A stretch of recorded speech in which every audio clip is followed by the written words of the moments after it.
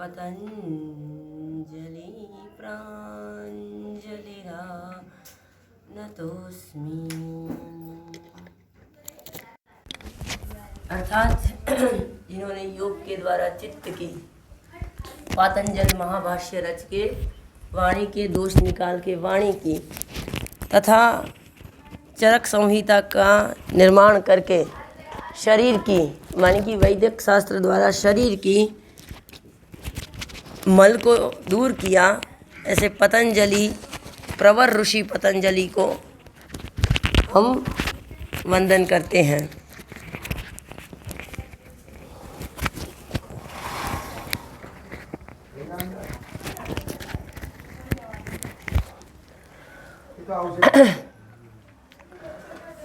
बच्चे बाहर खेलते हैं तो उनको खेलने दीजिए, हम अपना ध्यान इधर केंद्रित करें। योग के विषय में हम बहुत सुनते हैं, बहुत कुछ उसके विषय में हम प्रायोगिक भी करते हैं, लेकिन योग शब्द बहुत गहन है। और ऐसे देखा जाए स्थूल रूप में तो कोई लोग तो योगासन को ही मात्र योग समझते हैं और ऐसे बोलते हैं कि मैं दिन में 3-4 घंटा योग करता हूँ या करती हूँ। तो हम बोलते हैं योग करना माने क्या? जैसे कि गुजराती में सरवाड़ो करना, इंग्लिश में प्लस करना, उसको भी संस्कृत में और हिंदी में योग बोलते हैं। एक योग एक मानी टोटल जो आता है उसको योग बोलते हैं। तो वो भी एक प्रकार का योग है। मानी कि हम बैंक की पासबुक में जब हिसाब लगा रहे होते हैं ना, वो भी योग ही हुआ। शाब्दिक अर्थ में वो भी योग ही हुआ। हम बच्चे को जमा 1 + 2 ऐसा सिखाते हैं तो वो भी योग करना ही हुआ। तो ये शाब्दिक अर्थ है कि योग करना माने योगासन करना, ऐसा ही लोग मानते हैं। वास्तव में युज धातु से बना है योग शब्द। युज माने जुड़ जाना, किसी के भी साथ जुड़ जाना माने योग। तो हम कोई अच्छी चीज़ से जुड़ते हैं और उसके साथ हम जुड़े रहते हैं तो उसे योग बोला जाता है। और भगवत गीता, जिनको हम अध्यात्म का सर्वोत्कृष्ट ग्रंथ मानते हैं, उसमें उसके जो अध्याय हैं, आज बहुत जगह ऐसा बढ़ाया जाता है कि भगवत गीता चैप्टर 1, तो हम बोलते हैं भगवत गीता का अध्याय पहला निकालो। तो कभी कभी स्कूल में जाते हैं, इंग्लिश मीडियम स्कूल में गीता के अध्याय सिखाने, तो उसने कहा कि गीता के अध्याय नहीं होते हैं, गीता के चैप्टर होते हैं। तो उन्होंने उनके शिक्षकों को उन्होंने बोला कि आप आइए, हमारे स्कूल में भी हम गीता सिखाते हैं, तो आप भी थोड़ा बहुत सिखा दीजिए। मैंने कहा आएंगे। तो हम वहाँ गीता का 12वां अध्याय भक्ति योग सिखाने गए। तो उन्होंने बोला कि, मैंने कहा गीता का 12वां अध्याय? उन्होंने बोला कि गीता का अध्याय नहीं, चैप्टर होते हैं। तो ये हम यदि शुद्ध रूप में ले जा सकते हैं तभी ले जाए। एक भी शास्त्र उसकी हमें पढ़ना हो तो उसकी मूल भाषा हमें अवगत होनी चाहिए, हमें आनी चाहिए। इसका मत अर्थ ये बिल्कुल नहीं है कि हम भाषा नहीं जानते हैं तो प्रगति नहीं कर पाएंगे, लेकिन उसकी आवश्यकता नहीं, अनिवार्यता है, वरना आप किसी ग्रंथ को समझ नहीं पाओगे। कोई भी संस्कृत के ग्रंथ को समझने के लिए संस्कृत भाषा का जानना अनिवार्य है, आवश्यक नहीं। आज जैसे हर जगह हमने अंग्रेज़ी की अनिवार्यता को स्वीकार किया है और बोलते हैं संस्कृत तो हम किसी भाषा के ट्रांसलेशन पढ़ लेंगे तो चलेगा।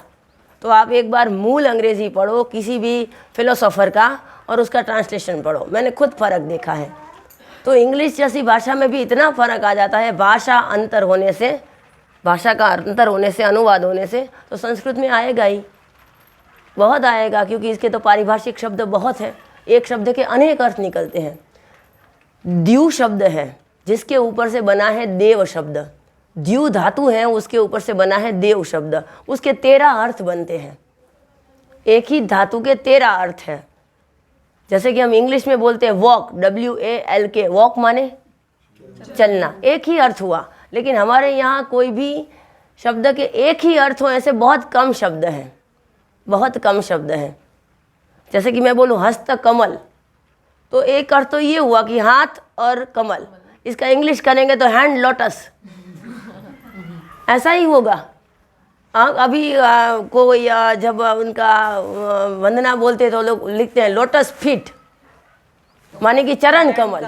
लोटस फिट, आपके लोटस फिट, कमल चरण, क्योंकि उन वो फिट लोटस अच्छा नहीं लगता है, तो मैंने पढ़ा भी है और सुना भी है लोटस फिट। तो उनका एज इट इज़ अनुवाद नहीं कर पाएंगे।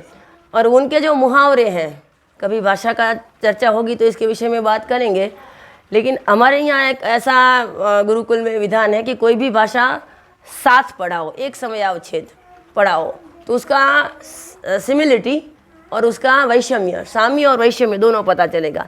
जैसे कि हैंड शब्द मूल आया है हस्त के ऊपर से ही, तो आप उसको बता पाओगे। और दूसरा, क्या क्या विरोधी बातें हैं, जैसे कि हमारी भारतीय मानस है वो संतोष वाला मानस है, इसीलिए हम जब भी चेक लिखते हैं गुजराती में 5000 पूरा, 5000 पूरे ऐसा लिखते हैं। हिंदी में कैसे लिखते हैं मुझे पता नहीं, क्योंकि मैंने हिंदी में चेक नहीं लिखा है, लेकिन गुजराती में ऐसे लिखते हैं 5000 मात्र, वो ओनली के ऊपर से आया है, हाँ केवल मात्र, लेकिन गुजराती में लिखते हैं पूरा, 5000 पूरा, माने कि पूरे, बस संतोष है। लेकिन इंग्लिश में आया ओनली, और ओनली के ऊपर से हिंदी में आया मात्र, केवल, बस मात्र, इतना ही मात्र है। तो जैसे कि इंग्लिश का मुहावरा है हेड एंड शोल्डर्स, अब इसका एज इट इज अनुवाद करने जाएंगे तो क्या होगा, माथा और कंधे, माथा और कंधे। जब हेड एंड शोल्डर्स शैम्पू निकला तब शायद मैं 15-16 साल 17 साल की रही होगी, तो मैंने सोचा कि हेड एंड शोल्डर्स नाम इन्होंने क्यों निकाला। फिर मैंने इंग्लिश का कोश निकाला, शब्दकोश, उसमें सब अंग्रेज़ी के मुहावरे कहावतें सभी होते हैं। जैसे slow and steady wins the race, माने कि जो धीरे धीरे काम करता है वो रेस को जीत जाता है, वो चूहा और खरगोश की कहानी। तो ऐसे मुहावरों का वो किताब थी, उसमें हेड एंड शोल्डर्स मानी दूर तक फैलना, ऐसा उसका अर्थ होता है। अब उनका शाब्दिक अर्थ ही हम लेंगे तो ऐसा होगा ना कि ये सर और कंधे। तो ये उसी तरह हर भाषा के अपने मुहावरे होते हैं, हर भाषा की अपनी शैली होती है, हर भाषा की अपनी एक पद्धति होती है बोलने की, लिखने की, समझने की। तो चाहे योग दर्शन सीखना हो, योग सूत्र सीखने हो, योग का कोई भी विषय सीखना हो, आयुर्वेद सीखना हो, ज्योतिष सीखना हो, या रामायण महाभारत उपनिषद जैसे ग्रंथ पढ़ने हो, संस्कृत भाषा का सीखना अनिवार्य है। आज जैसे इंग्लिश बोलने की बिल्कुल ज़रूरत नहीं है, क्यों हम बोले, पर पूरे भारत की केवल 2% लोग ऐसे हैं जो पूरा दिन इंग्लिश बोलते हैं, पूरा दिन इंग्लिश ही बोलते हों, ऐसा केवल 2% है। ऐसा मैंने सर्वे बोल रहा है कि पूरे दिन वो इंग्लिश ही बोलते हैं और कोई भाषा बोलते ही ना हो। क्योंकि आप चाहे कितना भी पढ़ लो, आप लोगों को पल्ला तो उन्हीं लोगों से है जो इनको हिंदी ही आती है या प्रांतीय भाषा ही आती है। तो 2% लोग ही जो केवल इंग्लिश ही बोलते, 2% लोग ही, बाकी समझते तो वो भी हैं, समझ तो वो भी जाएंगे। फिर भी स्पोकन इंग्लिश के इतने क्लासेस, जैसे कि हमने इंग्लिश नहीं सीखा बोलना तो हम भारत ऐसे यहाँ रहना असंभव है, और हमको यदि अंग्रेज़ी नहीं आती है तो हम कुछ पिछड़े हैं, अज्ञानी हैं, गंवार हैं, और हमारी ऐसी आबरू हमने ही बनाई है। कोई पट पट पट पट पट पट पट पट इंग्लिश बोलता होगा तो हम बहुत प्रभावित हो जाएंगे, जैसे कोई बहुत बड़ा वेद वेदांत सूत्र पढ़ रहा है। तो एक अहमियत है भाषा की दृष्टि से। तो हम आते हैं योग। योग शब्द के बहुत अर्थ हैं, तो मुख्य उसका अर्थ है जोड़ना। तो हम जब किसी भी अच्छे प्रकल्प से जुड़ते हैं, अच्छी बात से जुड़ते हैं, फिर हमारी फिज़िकल एक्टिविटी उस प्रकार की हो जाती है। जैसे कि कोई सुबह जल्दी नहीं उठता है, लेकिन ऐसे माहौल में जाता है, विपश्यना शिविर में जाता है या ऐसे जाता है, तो अपने आप जल्दी उठने लगता है। इसीलिए हमारे यहाँ सत्संगति, कार्यक्रमों से जुड़ना ऐसा माना, कम से कम हफ्ते में एक बार ऐसा हो, स्वाध्याय सत्संग हो, तो हम एक नियम से वो पालन कर पाए। तो योगासन का, योग का केवल योगासन इतना स्थूल अर्थ करके हम बहुत ही हानि प्राप्त कर रहे हैं। उससे फ़ायदा होता है केवल शारीरिक होता है। शालिग्राम से चटनी भी पीस सकते हैं हम, लेकिन शालिग्राम वो उपयोग के लिए नहीं है। उसी तरह योग से स्वास्थ्य मिलेगा ही, क्यों नहीं मिलेगा। 2000 के नोट में 100 की नोट आ ही गई, 200 की नोट आ ही गई, 500 की नोट आ ही गई। वैसे योग के अंदर सब आ गया, लेकिन योग का केवल इतना ही अर्थ करके हम अपना बहुत बड़ा हानि कर रहे हैं, क्योंकि आगे हम जाते ही नहीं है। जैसे कि मुझे 84 आसन करने आ गए तो मैंने पतंजलि जैसी लब्धि प्राप्त कर ली। वैसे कम उम्र में यदि योगासन सिखाया जाए तो आप किसी भी, आपके जो स्नायु होते हैं वो फ्लेक्सिबल हो जाते हैं, रबर जैसे हो जाते हैं। कभी कभी आपने देखे हो कोई प्रोग्राम में कि बच्चे ऐसे रबर की तरह शरीर को घुमाते हैं और अच्छे से व्यायाम कर लेते हैं। तो योगासन एक व्यायाम की दृष्टि से करना चाहिए। और हमारे यहाँ तो ये बोला कि सूर्य भेदन व्यायाम करते हैं, जिसका एक नाम सूर्य नमस्कार भी है। तो सूर्य भेदन व्यायाम जब हम करते हैं तो उसके जो प्रमुख अंदर 5-6 आसन आ जाते हैं, वो आसन हमारे सबके शरीर के लिए बहुत अच्छे हैं। तो कम से कम 5 से शुरू करके 108 तक सूर्य नमस्कार डेली करने चाहिए। और कब 80 साल की उम्र तक आप कर सकते हो, कोई प्रॉब्लम नहीं है। और यदि शुरू से शुरू किया तो 80 साल की उम्र तक कर भी सकोगे, कर सकते हो ऐसा बोले तो। अब किसी ने 65 में तो शुरू किया तो ऐसे उठने में भी 2 सहारे लेने पड़ते हैं, तो कहाँ वो सूर्य भेदन व्यायाम करेंगे। तो यदि हम सब योगासन न कर पाएँ तो सूर्य भेदन व्यायाम तो अवश्य करें। कुछ तकलीफ़ होगी, यदि अभ्यास नहीं है तो कुछ तकलीफ़ होगी। और जब तकलीफ़ हो तो समझना कि उस अंग में ज़्यादा मेद जमा है। मैं भी 108 सूर्य नमस्कार कर लिया करती थी, अब नहीं होता है। इसीलिए मुझे वजन के कांटे पे नहीं चढ़ना पड़ता है कभी भी। मैं ऐसे 2 दिन एक्स्ट्रा व्यायाम करूँ ना तो मुझे पता चल जाता है कि मेरा वजन बढ़ा है और मुझे कम करना है। डाइटिशियन क्या बोलेगा कि आपको वजन कम करना है। अब वो निकला है बॉडी मास इंडेक्स, तो उसके ऊपर से हमारी हाइट नाप के वो बोलते हैं कि आपको इतना कम करना है, आपको इतना बढ़ाना है, आपको इतना कम करना है, आपको इतना बढ़ाना है। तो मोटे ना दिखने वाले लोगों को भी अंदर से लगने लगता है कि हम तो मोटे हैं। दुबले ना लगने वाले लोगों को भी अंदर से फील होने लगता है कि हम तो बहुत दुबले हैं, बहुत वीक हैं, तो इतना बढ़ाना पड़ेगा, इतना कम करना पड़ेगा, इतना बढ़ाना पड़ेगा, इतना कम करना पड़ेगा।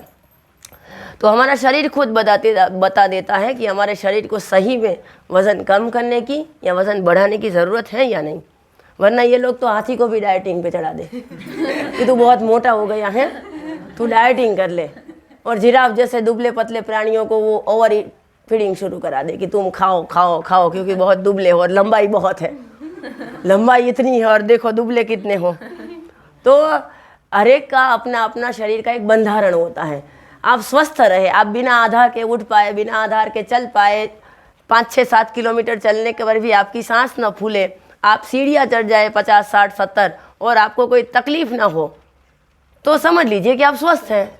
आप घर का घरेलू काम करते हुए थोड़ी बहुत थकान का अनुभव करते हैं तो रात में नींद में उतर जाती है। एक बार हम छोटे थे, बच्चे भी ये प्रश्न करते होंगे आज, लेकिन हम तो करते थे। तो जैसे कि कहानियाँ सुनते थे कि भगवान तो सर्वसमर्थ है, भगवान सब कुछ कर सकते हैं। कहानी सुनाते सुनाते ऐसे चमत्कार की बात आती कि वो मर गया और फिर जिंदा हो गया। जैसे कि ऋतुध्वज की पत्नी मदालसा मर गई और फिर जिंदा हो गई, तुलसीदास ने एक व्यक्ति को जीवन दान दिया। ऐसे चमत्कारों की कथा बचपन में सुनते थे। तो हम बोलते थे भगवान यदि सर्वसमर्थ है और आप बोलते कि भगवान सब कुछ कर सकते हैं। हम दादाजी से ऐसे तर्क करते थे 7-8 साल की उम्र में। तो भगवान एक ऐसा बॉडी बना दे कि जिसको नींद की ज़रूरत ना पड़े। बना ही सकते थे ना। अब 100 साल की ज़िंदगी दी, उसमें आधी तो नींद में ही चली जाती है। अब घंटों के हिसाब से देखें तो हम 12 घंटे के आसपास नहीं तो लेकिन 8-9 घंटा तो सोते ही है, आराम करते हैं मानी। तो जो थके ही नहीं, ऐसा आयरन बॉडी बनाया होता, ये हाड़ मांस शाम की जगह, ऐसा ना थके, उसको नींद की ज़रूरत ना पड़े, ऐसा बॉडी वो बना सकते थे। 50 साल की उम्र में भी भले ही समाप्त कर ले, लेकिन हम काम ज़्यादा कर पाते। जो हम अचीव करना चाहते हैं 100 साल की उम्र में, उसमें आधा तो नींद में ही चला जाता है। तो दादाजी ने बहुत अच्छा जवाब दिया कि जब हम थकते हैं और सो जाते हैं ना, तब हमें 2 प्रकार का, एक प्रकार का महासुख और एक प्रकार का महादुख, जिसको हम दुख मानते हैं वैसे है नहीं, दोनों की अनुभूति हो जाती है। एक प्रकार का महासुख मानी समाधि का सुख। समाधि का सुख ऐसा ही है जैसे नींद का सुख है, जिसमें ना कोई वस्तु है ना कोई विषय है, फिर भी हम खुश हैं, प्रसन्न हैं। सो के उठते हैं तो एनर्जी आ जाती है। तो समाधि में भी वही है। ये अज्ञान पूर्वक है, वो ज्ञान पूर्वक होगा। इसीलिए समाधि को योग निद्रा भी एक बोलते हैं। समाधि का एक प्रतिशब्द या समाधि की ओर जाने का एक स्टेप है योग निद्रा। तो योग निद्रा क्या है? हमारी अज्ञान वाली निद्रा को ज्ञान वाली निद्रा में कन्वर्ट करना, माने हो गया योग निद्रा या समाधि की ओर हमारा एक चरण। दूसरा, महादुख हम किसको मानते हैं? मृत्यु को। मृत्यु को महादुख मानते हैं, वैसे है नहीं। तो मृत्यु का अनुभव भी इससे ही मिलता है। किसी को भी रात में जब बिस्तर पे लेटते हैं तब ये विचार भी नहीं आता है कल यार उठेंगे या नहीं उठेंगे। अब चाबी तो उसके हाथ में दे दी, वो ताला खुलेगा तो खुलेगा। बहुत के ताले खुलते नहीं हैं, सोते हैं तो सुबह उठते ही नहीं हैं। बहुत किस्से ऐसे सुने हैं, नींद में ही हार्ट अटैक आ जाते हैं। खास करके जिनके 2 बाईपास हुए हैं ना, डराइएगा मत किसी के हुए हैं तो। दो अटैक आ गए हैं और एक बार बाईपास उन्होंने करवा लिया है तो उनकी ऐसी संभावना बढ़ जाती है, ऐसा विज्ञान बोल रहा है। क्योंकि हृदय से मस्तिष्क की तरफ बीमारी का संदेश दे जाने वाली नस का वो व्यवहार तोड़ देते हैं। माने कि पहले इधर शूल होता है हृदय में, फिर उसका मैसेज यहाँ जाता है, यहाँ हमारे चेता तंत्र को, और तब अलर्ट होते हैं कि चलो मुझे कुछ हो रहा है, मुझे कुछ हो रहा है, पसीना छूट रहा है, ये हो रहा है, सिम्टम्स दिखते हैं हार्ट अटैक के। तो हार्ट अटैक वाले बंदे को भी पता नहीं ये हार्ट अटैक है, उसके रिश्तेदारों को भी पता नहीं ये हार्ट अटैक है, लेकिन एक आध बार आ गया है, किसी का देखा है तो अनुमान लगाते हैं कि हार्ट अटैक हो सकता है। फिर डॉक्टर के यहाँ गए तो बोले कि हार्ट अटैक है, आप बाईपास सर्जरी नहीं करवाई या फिर एंजियोप्लास्टी नहीं करवाई तो आप मर जाओगे। और एक डॉक्टर ने तो यहाँ तक बोला कि आपने बाईपास सर्जरी करवा ली ना, 20 साल की गारंटी, आपको कुछ नहीं होगा, आप एक्सीडेंट से मर जाओगे, कोई आपका खून कर देगा, ये बात अलग है, आप आत्महत्या कर लोगे, लेकिन हार्ट अटैक से नहीं मरोगे। आपको ब्रेन स्ट्रोक हो सकता है, आपको पैरालिसिस हो सकता है, आपको अस्थमा हो सकता है, आपको डायबिटीज़ हो सकता है, लेकिन हार्ट अटैक नहीं होगा। हार्ट अटैक की जो ट्रीटमेंट के कारण बाकी कोई रोग निकल आए हैं आपके, तो इसके लिए हम जिम्मेदार नहीं हैं।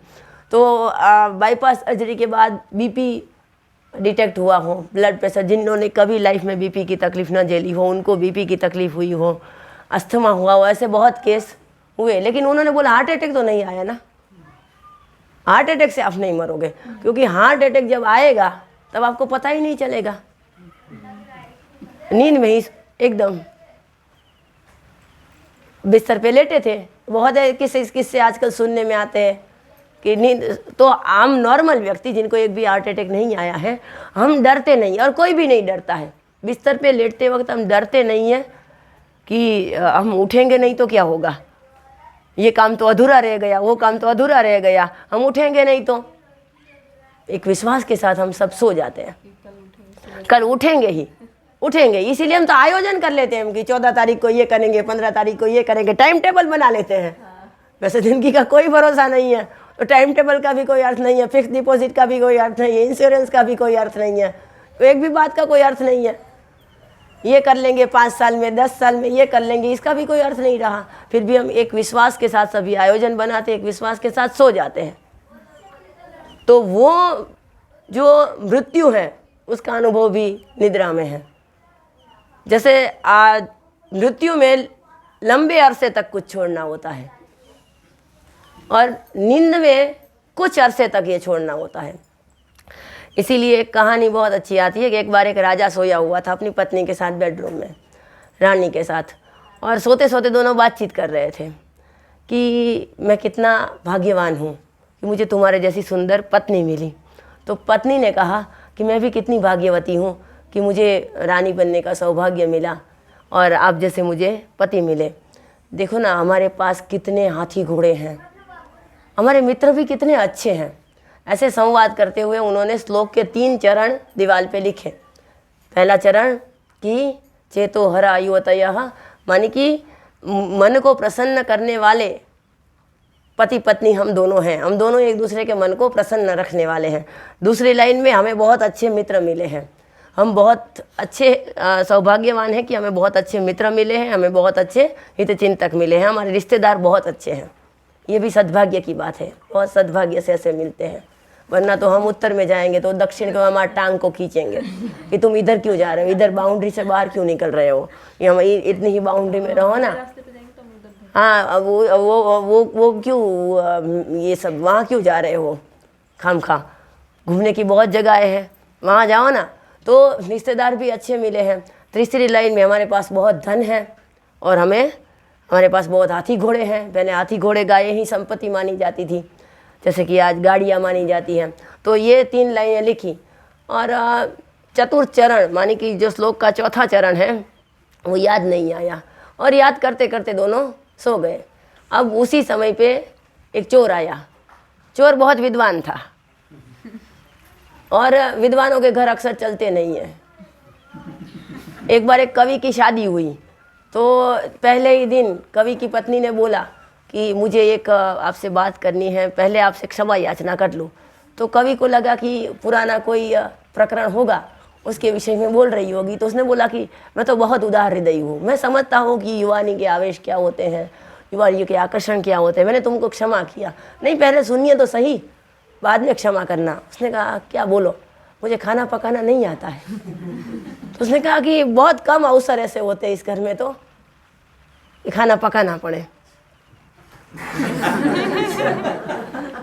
कोई बात नहीं, कोई दिक्कत नहीं, भगवान ने इसीलिए तुम्हें यहाँ भेजा है।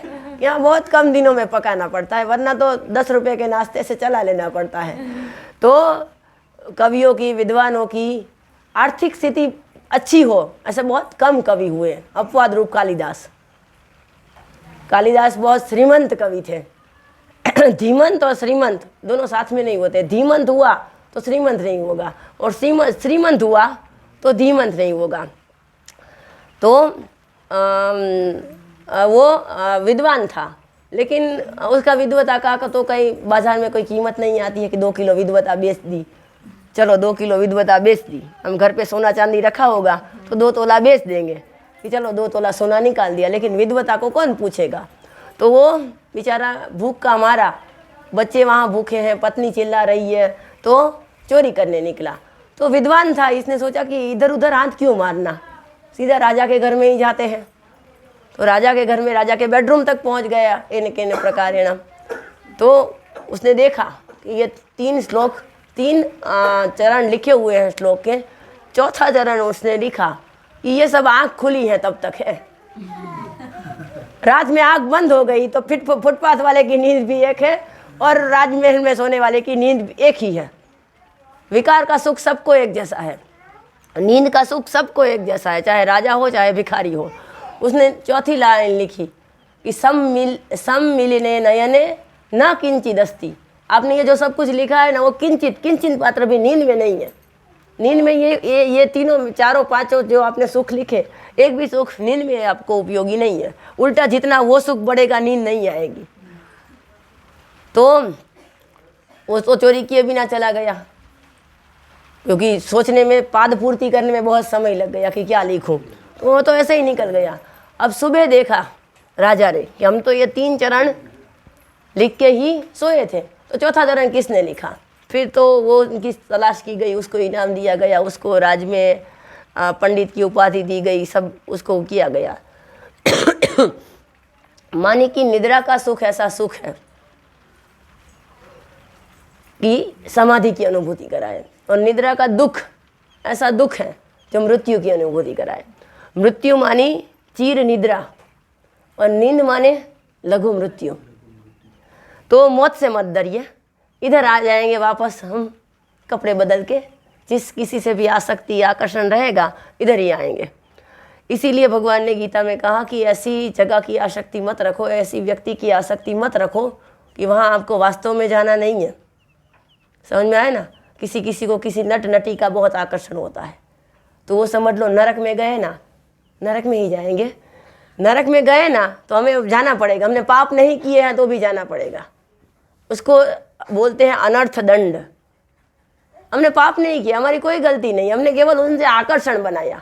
आकर्षण ऐसा बनाया कि कोई तो ऐसा बोलता है कि भगवान इस नट नटी का कुत्ता भी बना दे, उसके पास तो रहने को मिले। हाँ, तो भगवान बोलते तथास्तु। तो वो नट नटी यदि समझ लो कहीं भी लोक में गए, कहीं भी गए वो दूसरे जन्म में, तो इस जन्म में तो संभव ही नहीं है उनका कुत्ता भी बनना, क्योंकि मरेंगे तब बनेंगे ना। एक बार एक कथाकार आए, उसके पास एक व्यक्ति गया, बहुत टेढ़े मेढ़े विचित्र सवाल किए, और आखिरी में जाके पूछा कि आप पुनर्जन्म के ऊपर बहुत बोलते हैं, तो मुझे एक ही बात से डर लगता है, कि सबसे काम ज़्यादा करना पड़ता है गधे को। खाना पीना कोई पूछता नहीं है और उसका कोई प्रशंसा भी नहीं करता है।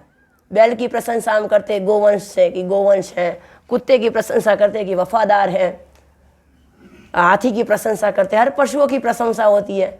मेरी तो प्रशंसा ही नहीं होती, गधे की तो प्रशंसा ही नहीं होती है। तो उसने बोला कि मुझे सब प्राणियों के अवतार मंजूर है, लेकिन अगला जन्म मेरा गधे का ना आए, ऐसा कुछ हो सकता है? उसने कहा हो सकता है ना। उसने बोला क्या? उसने कहा एक ही जन्म थोड़ी 2 बार मिलते हैं। तुझे तो मिलेगा ही नहीं, तुझे तो मिलेगा ही नहीं। ये आप गधे की तरह वैसे भी काम कर रहे हैं हम, गद्दा मजदूरी जिसको बोलते हैं। तो योग माने न केवल शारीरिक व्यायाम, बल्कि मन का ऐसा अभ्यास कि हमारा अनुसंधान एक ऐसे परम तत्व से जुड़े जो सर्वसमर्थ है, सर्वशक्तिमान है, और उसके ऊपर हमारी श्रद्धा बने। एक बार वो श्रद्धा बन गई, फिर कोई भी कष्ट नहीं रहता है। इसीलिए जब भक्तों की जीवनी लिखी जाती है तो भक्तों की जीवनी लिखने वाले लिखते हैं कि नरसिंह मेहता को तो कितना दुख था, मीराबाई को तो कितना दुख था, राम तो कितना परेशान हो गए पूरे जीवन में, लेकिन उनसे कभी किसी ने उनके जीवित अवस्था में पूछा होता तो उन्होंने बोलता आनंद ही आनंद है। किसने बोला दुख है? कौन गधा कहता है कि मैं दुखी हूँ? वो दुखी नहीं थे। लेकिन बाहर के लोगों को क्या लगता है कि असुविधा में रहते हैं तो दुखी होंगे ना बेचारे कि बच्चे की शादी नहीं हो रही थी, शादी हुई तो बेटी के यहाँ फिर नहीं जाने का था, पिताजी का श्राद्ध था तो कुछ नहीं था, ये था वो था। कहानियाँ बहुत अच्छी होती है, अच्छी हैं, ऐसी सुनानी ही चाहिए, लेकिन वो दुखी नहीं थे इन शॉर्ट। तो एक वक्त वो परम तत्व के ऊपर हमारी आस्था या श्रद्धा केंद्रित होती है, तब कोई भी प्रकार का दुख हमें परेशान नहीं कर पाता है। और आयुर्वेद में भी यही बताया गया, यस्या नानु तपंती रोगा, मानी उसको रोग नहीं आते हैं ऐसा नहीं लिखा है चरक मुनि ने भी, कि नरो हिताहार ही आहार से भी ये सब करने के बावजूद भी रोग आ सकते हैं। इसलिए कोई संत महात्मा को कुछ होता है ना, जैसे जो हमारे जैसा फकीरों जैसा या सीधा साधा जीवन जीते हैं, तो बोलते हैं आपको भी रोग, आपको भी ये तकलीफ, भगवान जैसा कुछ है या नहीं? इनको कैंसर, इनको ये बीमारी, इनको ये। बहुत संत महात्माओं को हमने देखा है, खुद शंकराचार्य को बवासीर की बीमारी थी, शंकराचार्य को भी बहुत सारी बीमारियां थी, क्योंकि वो अति कर्षण करते हैं अपने शरीर का। अपना शरीर का जो प्राथमिक सुख देखना चाहिए वो भी लोक हितार्थ नहीं देखते हैं, आत्म कल्याणार्थ नहीं देखते हैं। तो शरीर तो अपना धर्म बजाएगा या फिर पूर्व के कर्म से भी हो सकते हैं। तो योग करने से रोग नहीं आएंगे ऐसी गारंटी नहीं है, लेकिन योग करने से रोग आएंगे फिर भी हम समता में रहेंगे, ये योग का लक्षण है। हमारी प्रमाद से, हमारे आलस्य से, हमारी लापरवाही से या हमारे अति भोग से कोई रोग ना आए, बस यही हमें देखना है। कारण यदि और कोई होगा तो हमें बहुत ही समाधान रहेगा। और योग केवल इतना ना, देखिए जब हम कोई ट्रीटमेंट करते हैं कोई भी पथी की और उसका रिजल्ट नहीं मिलता है ना, तो हमारी श्रद्धा हिल जाती है, खास करके आयुर्वेद के ऊपर से, नेचुरोपैथी के ऊपर से, योग के ऊपर से। अब एक भाई, मैंने वजन कम करने के लिए एक महिला को कोई योगासन बताए थे, तो वो योगासन उन्होंने गलत तरीके से किए होंगे या कुछ भी और होगा, तो उनका दर्द बढ़ गया। और दर्द बढ़ता इसी कारण कि हम हिलाते नहीं हैं और फिर बाद में हिलाना शुरू कर देते हैं। इतना हिलाते हैं कि अब वो स्नायु भी बेचारे थक जाते हैं।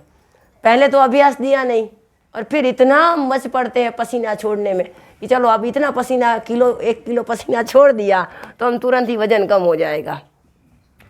और जैसे कि चल के आए हों, दौड़ के आए हों, योगासन किया हो, तुरंत ही चिल्ड वाटर पीना। पसीना छूट रहा है तो चलो कुछ फ्रिज में से निकाल के चिल्ड वाटर गटागट पी लिया। उन्होंने कहा कि आपने बोला कि शीर्षासन करो, तो मैंने शीर्षासन तक कर लिया, तकिया रख के वो दीवार के आधार पे शीर्षासन किया। तो मैंने कहा शीर्षासन नहीं होता है तो मत करो, ये तो बहुत कठिन आसन है। तो उन्होंने कहा कि नहीं, आपने तो केवल सुझाव दिया था, योग शिक्षक ने तो मुझे बोला कि शीर्षासन किए बिना वजन कम होगा ही नहीं। मैंने कहा किसने बोला? शीर्षासन मोटे लोग तो पहले कर ही नहीं पाएंगे, करने जाएंगे तो पूरा सर पटकेगा पूरा। तो एक बैलेंस आ जाने के बाद, अपना शरीर एक मीडियम हो जाने के बाद आप ट्राई मारो, ट्राई करो तकिए से। अब सीधा आप करने जाओगे और वो शीर्षासन करते हैं 3 लोगों की मदद लेके, तू मेरा ये टांग पकड़, तू मेरा वो टांग पकड़। तो एक बार एक भाई ने किया, वो एक आसन आता है, यहाँ से हाथ निकाल के इधर गर्भासन किया और ऐसे फंसे कि 4 लोग मिलके उनको निकाल नहीं पाए। फिर कोई एक्सपर्ट को बुलाना पड़ा। हंसने की बात है, और बेचारा इतना हो गया, किसी किसी को तो पद्मासन नहीं बांध पाते हैं। पद्मासन बांधने में भी किसी की हेल्प की ज़रूरत पड़ती है कि चलो बांध लो, तू इसके ऊपर ये टांग के ऊपर ये टांग चढ़ा दे। तो ऐसे ज़बरदस्ती आसन ना करे, पहले थोड़ा चलने का, घरेलू काम करने का अभ्यास करके शरीर को थोड़ा एक लेवल तक ले जाए, बाद में आसन है। इसीलिए बोला यम नियम बाद में आसन है। यम नियम का पालन किया तो मेद बढ़ेगा ही नहीं इतना। तप संतोष स्वाध्याय ईश्वर प्रणिधान नीति नियमानी, तो ये नियमों का पालन किया ना तो मेद बढ़ेगा ही नहीं। और बढ़ेगा तो भी ऐसा मेद होता भीम जैसा। भीम भी मेदस्वी ही बोलेंगे ना हम भीम को भी। घटोत्कच भी मेदस्वी था, लेकिन बल कितना था। आज कौन मेदस्वी लोग में बल है? मेद अलग बात है, बल अलग बात है। और हर बलवान को मेदस्वी मान लेना और हर मेदस्वी को बलवान मान लेना, ये हमारी बहुत बड़ी भ्रमणा है। वो तो उसका क्रियाकलाप देख के ही पता चलेगा कि वो मेदस्वी हैं या बलवान हैं। बलवान भी मोटे होंगे क्योंकि उनको भी चर्बी चाहिए, उनको ऐसा काम करना है। तो योग आसन जब भी हम करें तब एक स्थिर सुखम आसनम, माने कि जब जकड़न की अनुभूति होने लगे तब छोड़ दें, क्योंकि इससे मसल्स के ऊपर, स्नायुओं के ऊपर बहुत प्रेशर आता है। और इसके कारण जिम में एक्सरसाइज करने के फ़ायदे हैं उतने नुकसान भी हैं। और लोग फ़ायदे ही प्रकट करते हैं, नुकसान इतने हैं कि युवा पूरा बिस्तर पकड़ लिया हो 5-5, 6-6 साल तक ओवर व्यायाम से। तो आयुर्वेद में बताया गया कि बलार्ध व्यायाम करो, आपकी जितनी शक्ति है ना उससे आधा। पहले खाने पीने में नियंत्रण ज़रूरी है। जिस किसी को भी वज़न कम करना है उसको खाने पीने में नियंत्रण। फिर दूसरा है कि उसको करना है घरेलू काम, जो उत्पादक श्रम जिसको बोलते हैं वो। बाद में जाके वो कोई ऐसे एक्सरसाइज करे कि जिसके उसका मेद कम हो। ऐसे एक्सरसाइज नहीं जो कठिन हो। कोई मानता है कठिन योगासन कर लिए ना तो सब तरह से ठीक हो जाएंगे, और सब योगासन सब कर ही पाए ऐसा नहीं है। हर एक का बॉडी पोस्चर अलग अलग होता है। तो जैसे कि मयूरासन है, तो जिनके कंधे मजबूत होंगे वही मयूरासन कर पाएगा। शीर्षासन करने वाले भी मयूरासन ना कर सके ऐसा हो सकता है, क्योंकि हाथ के पंजों के ऊपर और कंधों के ऊपर पूरे शरीर का भार लगाना होता है। तो पहले हाथ के कंधे और पंजे और कोई आसन से या एक्टिविटी से या आहार से हम पुष्ट बनाएं, तंदुरुस्त बनाएं, बाद में जाके करें। वरना सीधा करने जाएंगे तो मसल्स के ऊपर इतना दबाव आएगा कि वो विद्रोह कर देंगे, फिर कोई ना कोई पेन हो जाएगा। तो और यदि ये संभव है तो किसी निर्देशक की उपस्थिति में ही सीखे। ऐसे ही टीवी पे देख के मत सीखे, क्योंकि यहाँ कोई इमरजेंसी क्रिएट हो जाएगी तो टीवी में से बाहर निकल के वो नहीं आएंगे कि चलो ये मलहम लगा लो या ये कर लो वो कर लो। तो कोई निर्देशक सामने रहे तभी सीखे। सीख रहे हैं यदि टीवी पे या फ़ोन पे, तो एक वो जैसे करते हैं वैसे ना करें, क्योंकि वो बहुत अभ्यास के बाद सिखाने बैठे होते हैं। बहुत बच्चे सीखते हैं, वो क्या बोलते हैं, नया निकला है ऐसे ऐसे कर, एरोबिक्स ना, हाँ, तो वो सीखते हैं जैसे सबको मिस इंडिया की कंपटीशन में जाना हो, सबको ऐसे ऐसे करते हैं कि जैसे, और ऐसा थक के बैठते हैं। खास करके किशोर वयी के बच्चे 15 से लेके 20-25 साल के बच्चे। एरोबिक्स किया, 1.5 घंटे तक एरोबिक्स किया। मम्मी जल्दी मुझे पानी दे दो, मैंने 1.5 घंटे तक एरोबिक्स किया, मैं थक गई। हाथ से पानी भर लेना, इतना श्रम तो कर ले। हाथ से पानी भरने का श्रम हमें नहीं करना है, एरोबिक्स करके पसीना बहाना है। तो योग मानी जुड़ना।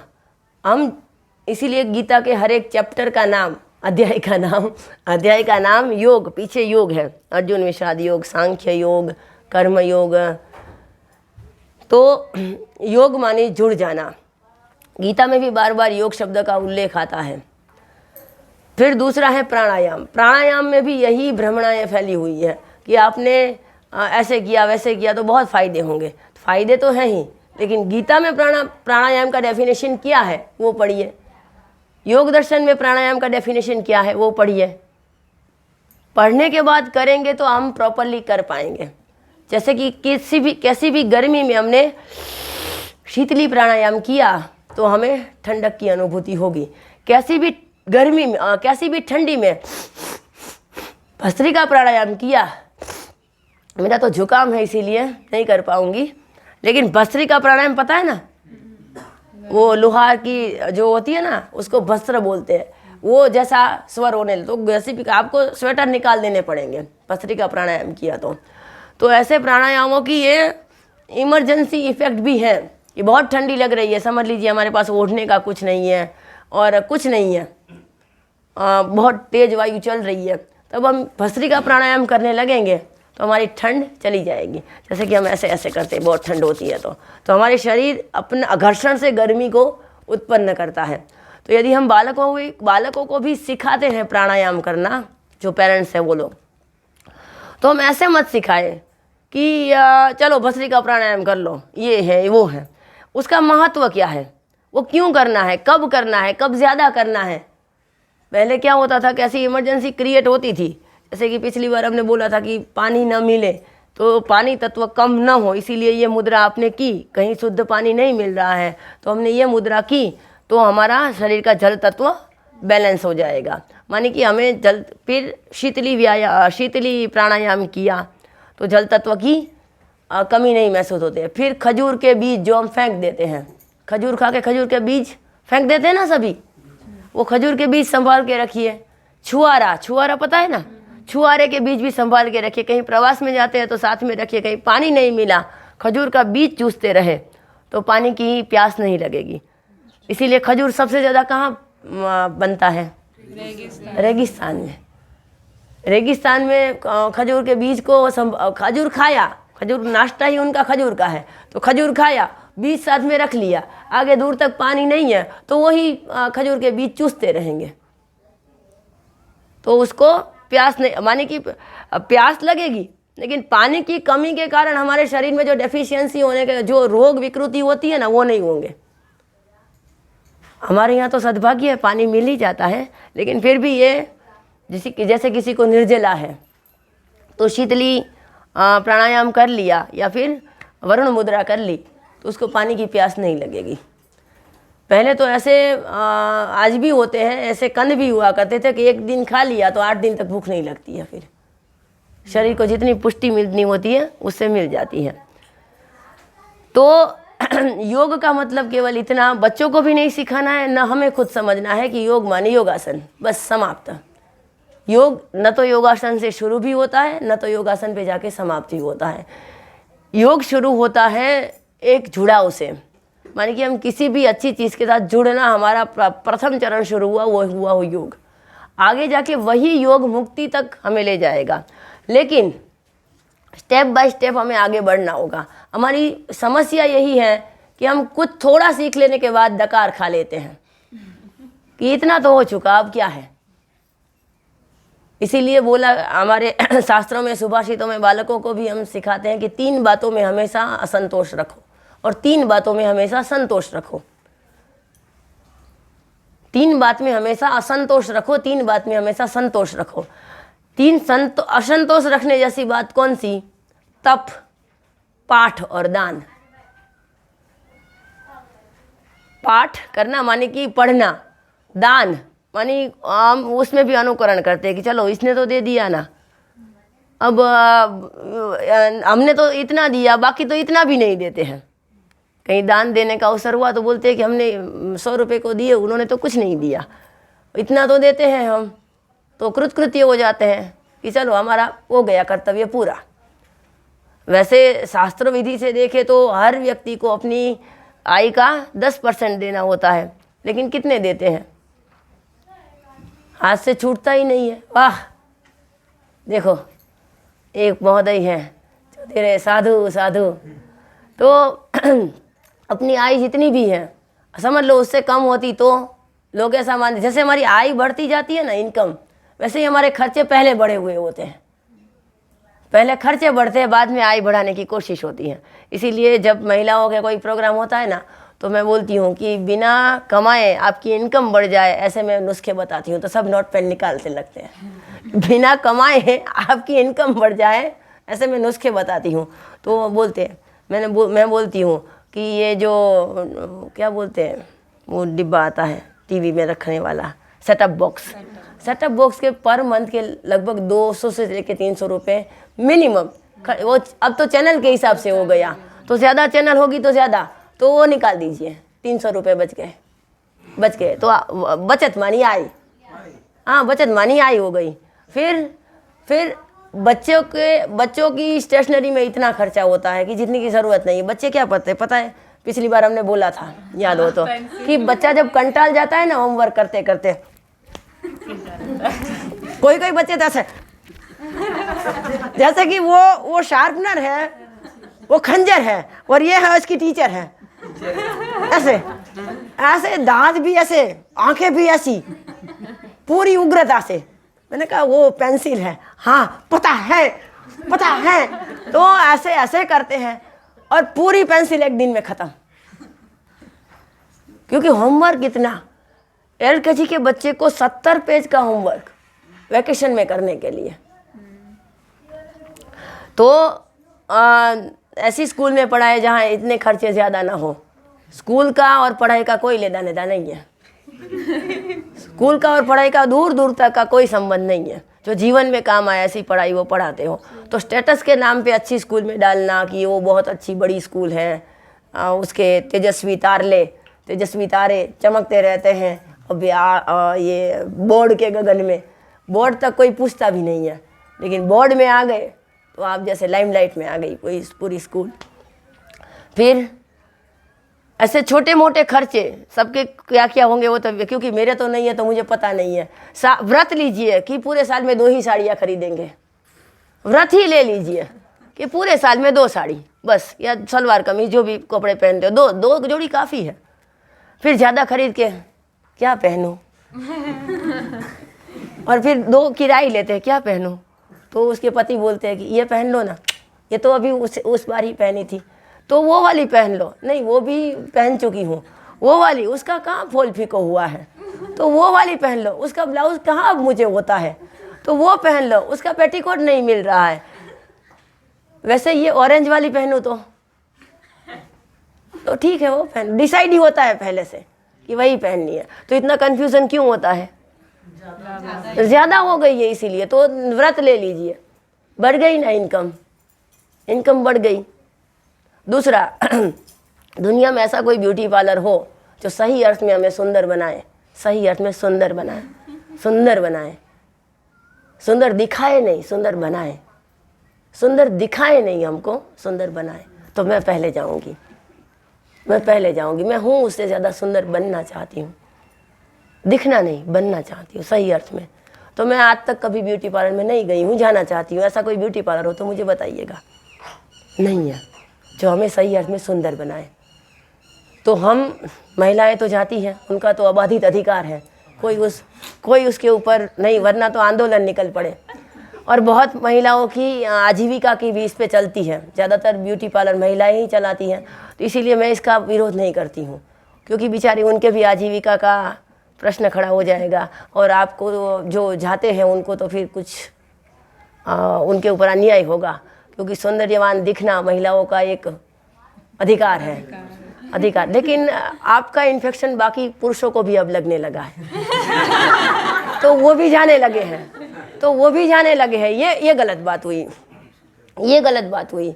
और जितना ओवर संसर्ग से बुरी बातें जल्दी फैलती हैं, जैसे कि किसी का 6 पैक बॉडी हुआ, एकदम पहलवान हुआ, आप उसके साथ 15 दिन, 20 दिन, महीना दिन, 1.5 महीना, 2 महीना, 6 महीना रह लो, उसका स्वास्थ्य आपको नहीं लग जाएगा। आपको खुद एक्सरसाइज करनी पड़ेगी, खुद स्वास्थ्य कमाना पड़ेगा।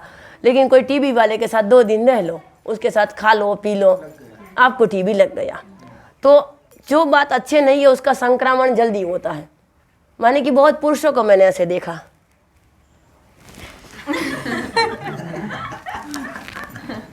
आईने में। अब मैं जब भी बाल बनाती हूँ मुझे आईने की ज़रूरत नहीं पड़ती है। मेरे घर में आईना हो ना हो मुझे कोई फ़र्क नहीं पड़ता। एक दुनिया में एक विचित्र चीज़ हम बच्चों को पूछते हैं कि ये एक पहेली के रूप में, एक ऐसी चीज़ जिसकी बिल्कुल ज़रूरत नहीं है फिर भी उसके बिना चलता नहीं है, जिसकी बिल्कुल ज़रूरत नहीं है। वैसे कोई मंजन करता है तो ऐसे ऐसे ऐसे ऐसे जैसे एक भी दांत काला ना रह जाना चाहिए। तो हर जगह बाल बनाने के लिए, साज सजावट करने के लिए, केवल ये बिंदी लगाने के लिए मध्य में आए इसीलिए ज़रूरत पड़ती है आईने की। बस आईने की ज़रूरत क्या है? एक महिला के लिए उसको परेशान करना हो तो क्या करना है पता है? पतियों को कि एक बहुत अच्छा आभूषण गले का लेके आए और सब आईने हटा दे सब आईने हटा दे और गले का एक बहुत अच्छा उसको आभूषण, डायमंड का नेकलेस वगैरह लेके दे और सब मिरर दूर कर दे। तो बेचारी इतनी परेशान होगी, कहाँ है सब, कहाँ है ये आईने? सुख है ही नहीं। वास्तव में 5 रुपए में मिरर में सुख है, 5 रुपए के मिरर में सुख है, 9 लाख रुपए के डायमंड में सुख नहीं है। 9 लाख रुपए का हार दिया आपने फिर भी वो परेशान हो जाएगी। तो बोलेंगे क्या है? मैंने देख लिया ना तेरे गले पे अच्छा लगता है, और पड़ोसी से पूछ ले। नहीं, मैं जब तक देखूंगी नहीं ड्रेसिंग टेबल में तब तक मुझे अच्छा नहीं लगेगा। तो ये सही अर्थ में हमें सुंदर बनना है। कितना टाइम कितना हुआ बस यही जानना था। 7:26। तो कल हम मुद्रा सीखेंगे।